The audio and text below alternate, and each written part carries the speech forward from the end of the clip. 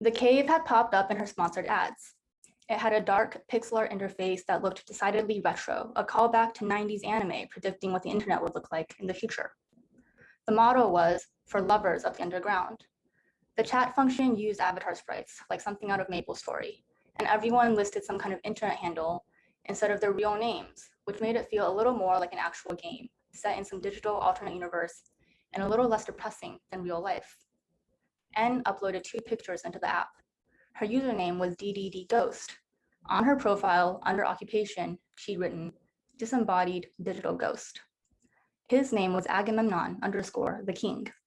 The reference to Greek tragedy intrigued her. His chat avatar had purple hair and green eyes. There was one picture which showed the serious, elegant face of a man with long hair. His age was 31, his occupation was theater. "Hello," he wrote on the day that they matched. "What's up?" she said. It was evening, she was in the kitchen, and over the island, the canyon sunset was falling through the window. Her mother had left a bowl wrapped in the refrigerator, which was warming up for a meal. "Why is a nice girl like you in a place like this?" It was such an old-fashioned line, so casually derogatory, she was intrigued. "Looking for a prince, but a king could be better," she wrote. "You appreciate me more than my wife does," he said. That was a joke, he sent a few moments, but not too quickly after. Her mother had bought this one-story house the previous year. There was no father in the picture. They were an hour's drive from the city center. There weren't enough streetlights and night driving was dangerous. Bushes of yellow wildflowers dotted the trails along the neighborhood, and if she got close enough, she could hear the dry hum of bees. The long distance would have made it hard for the girl to see her old friends, if she had had old friends, but she had not hung on to her friends anyway. Her mother was an emergency room physician and was never home during normal hours. Since N had moved back, mother and daughter passed through the house like 2 users in an A/B test, with only the bowls of food she left on the counter and the drip coffee N set to be ready at 4 p.m. as the tracks of each other's existence. It had been almost a year since Hillary lost the election, since people had cried walking the streets of New York, and nearly 3 months since she left graduate school and found a job off of Craigslist, editing web copy in an airplane hangar.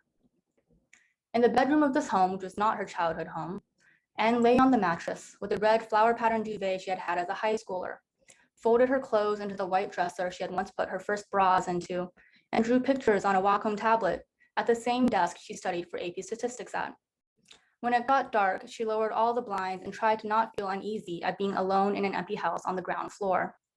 At night, the air was genuinely cool, and she would take out her favorite of her graduate school sweaters, a faux mohair with raglan shoulders and a brown animal print knit, then huddle watching anime at her desk and telling herself she was going to do some work in 15 minutes and another 20, just 10 more minutes. And then she downloaded the cave because she wanted something to happen. A few hours after her last message of LOL, just as she was getting ready to shower, Agamemnon _ the king had written, "So, what does a nice disembodied digital ghost like you do for fun?"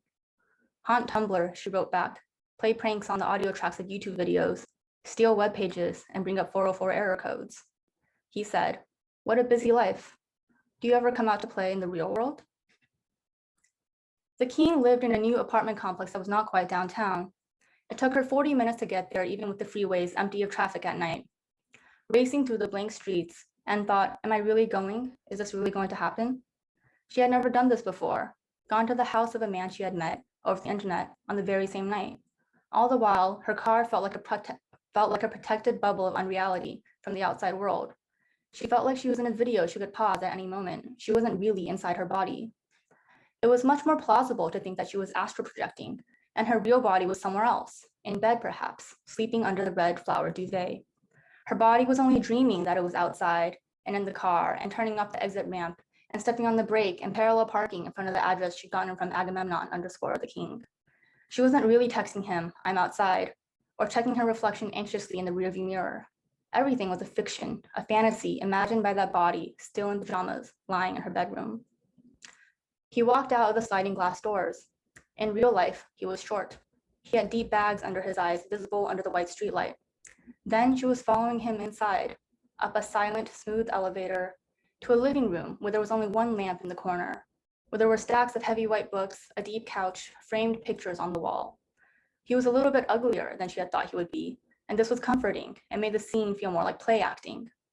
This is real. This is not real, she thought, like a coin toss. The man laid her on the bed, peeled off her sweater, ran a finger from her collarbone to her ankle, and said, "You are very lovely." And still it felt like it wasn't really happening. She was in a cutscene that she had to see to the end. Liquid pooled into her underwear, which she took off a moment later. When he put his fingers inside her, she thought, apropos of nothing, of the aviator, the dark sunglasses observing her under the omniscient and ravaging sun. Thank you.